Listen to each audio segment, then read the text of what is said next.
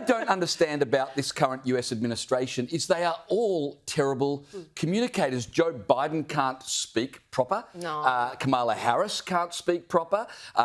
Karine Jean-Pierre, the White House spokesperson, has trouble getting out of a sentence. And Tim Walz, I mean, he's meant to be a school teacher, and yet he continually stumbles. And then he says, I love it where he says, "Oh, I want to explain what I meant."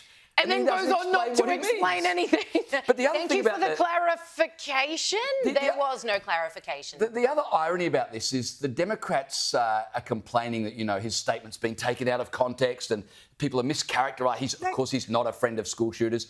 But they continually mischaracterise and take out of context Donald Trump. For instance, remember how Trump said that there'd be an economic bloodbath if his auto policies weren't enacted. And then they said, well, if Trump loses the election, there'll be a bloodbath, implying he meant violence. Trump said that he'd be dictator for a day. When asked jokingly, what would you love to do if you could do anything? He said, I'd be dictator for one day. And I think it related to energy policy. Yes. And then the Democrats said, oh, he's promised he's going to be a dictator from day one. So they continually take things out of context and now complain that Walz is being taken out of context. Yeah, and this is the thing. I think this goes to really the issue here. When you speak to someone in the street, even in Australia at the moment, and you ask them what they think of the US election, and the answer is routinely, is this all they've got? Do they not have anyone better in the entire country? And so I think the issue here is that we can all misspeak, right? We're here on live TV. Things can come out of our mouth that we can't put back. That's normally Caleb, actually. Yeah, he's not here, Caleb, so we're good tonight. But we are not running to be the Vice President of the United States, right? And so I think there has to be, we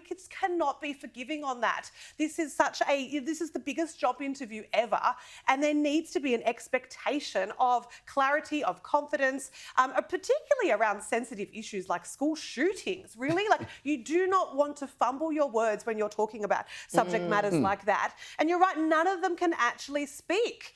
The other peculiar thing about this is, I mean, we all know that he misspoke. Of course, he's not hanging out, down at the park with school shooters because he's got a little club going on. So we all know he didn't mean to say what he said. But it begs the question, Liz, and this I don't understand. Help me. Why can't he just simply say, I got that wrong, what I meant to say was? And we would all go, of course. But instead they go this way, they go that way, everything except simply address the mistake. Is this because so much of what they say is not true that they eventually just have trouble telling the truth? You lose track of the lies. So they're always scared.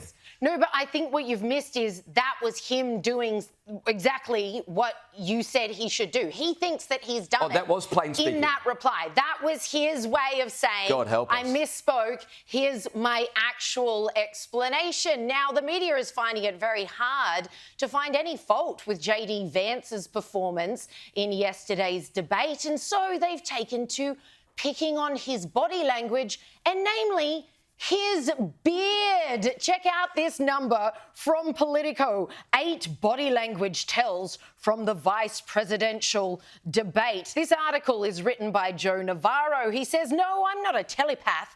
I'm a body language expert with over 50 years of experience, 25 of which I spent with the FBI, where I served in the National Security Division's elite behavioural analysis program. I've used my expertise in the endlessly subtle science of non-verbal communication to help ferret out spies and put away criminals. Well, Joe, you sound so impressive. Do tell us your insights from the debate. He goes on.